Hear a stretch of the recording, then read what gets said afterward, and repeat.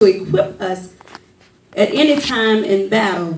This type thing right here, everything else we had to put on. That's right. But he tells us with the shield of faith, we have to take this thing. So what is a shield? It is a broad piece of armor carried on the arm as a defense, almost like our pocketbooks, lady. It's a defense mechanism when in battle against swords, lances, arrows, and things of the such. Now, a shield protects what's valuable, somewhat like an umbrella, since we got men in here. So like an umbrella.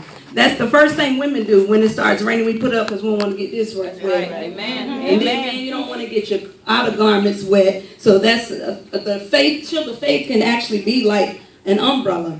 It serves as the first line of defense and is the only piece of armor required to raise.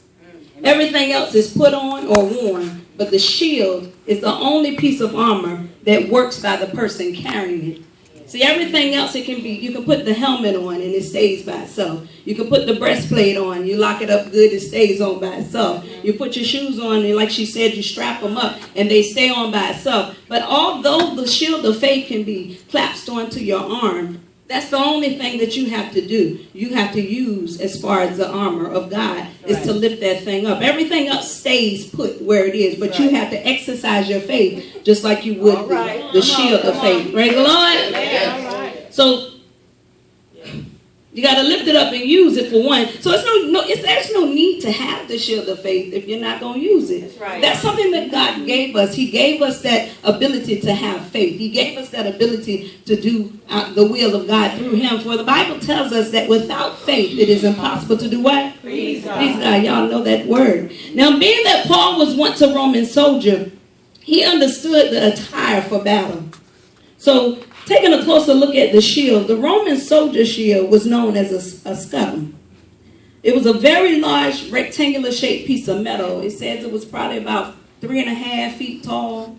It was probably about 2 feet tall, shorter than me, and about 3 feet wide. So that's a big piece of thing to try to hold up on your arm. So that means you have to have some strength. And it says that it was usually worn on your left arm. So with me, I'm right-handed. So my left arm always seems a little weaker. Isn't it something that God would put that thing on your left arm, the weaker part of you, so that you wouldn't think that you were doing it on your own? All right, come on. And in the middle of that scutum, or the middle of that shield, there was a little thing, a knob in the inside of it. And that little thing was called a boss. I really know God is our boss. And just like at the center of our faith, that knob is Jesus, because if we can grab hold of him, he said that we'll be able to move mountains. Now, in Ephesians 6:16, it says again, above all, taking the shield of faith, wherewith ye shall be able to quench all the fiery darts. As believers, we'll find ourselves in a spiritual battle and subject to the attacks of the enemy. But I come to tell you that if you lift up your shield of faith, you'll be able to quench all the flaming missiles and darts of the enemy. The fiery darts of insults, the darts of setbacks and the darts of temptations, the darts of agony, the darts of shame, the darts of bitterness, the darts of defeat. And I dare you to lift it up right now. Come on, y'all just get your left hand and just let's lift it up. Because see, the enemy thinks just because we're reading these scriptures and just because we're at a platform service, I dare you just to lift it up. So while the world's getting turned up, and I'm so tired of that phrase, but while the world's getting turned up, the body of believers need to start getting lifted up. And what we need to do is we need to begin to lift up our shield and start waving our banner of victory, because we come to the battleground and we come dressed to kill. Now, I didn't go home and put on my red dress and my red heels like Johnny Gill told them, but I came dressed to kill with my whole armor of God on. I bought my breastplate. I girded up my loins with truth. I got on my shoes shod with the preparation of peace, but I also bought something that I have to use, and I'm lifting up my shield right now in the name of Jesus.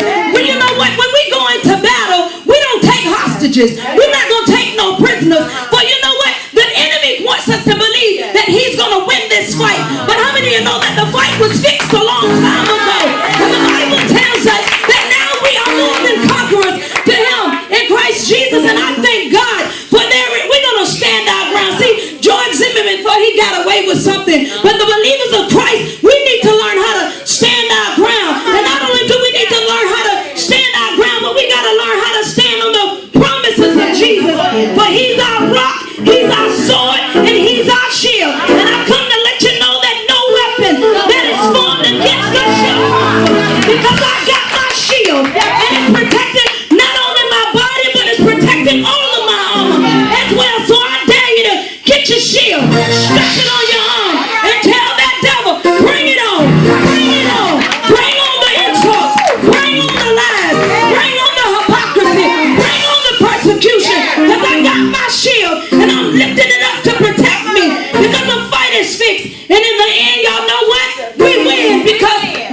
the shield of faith.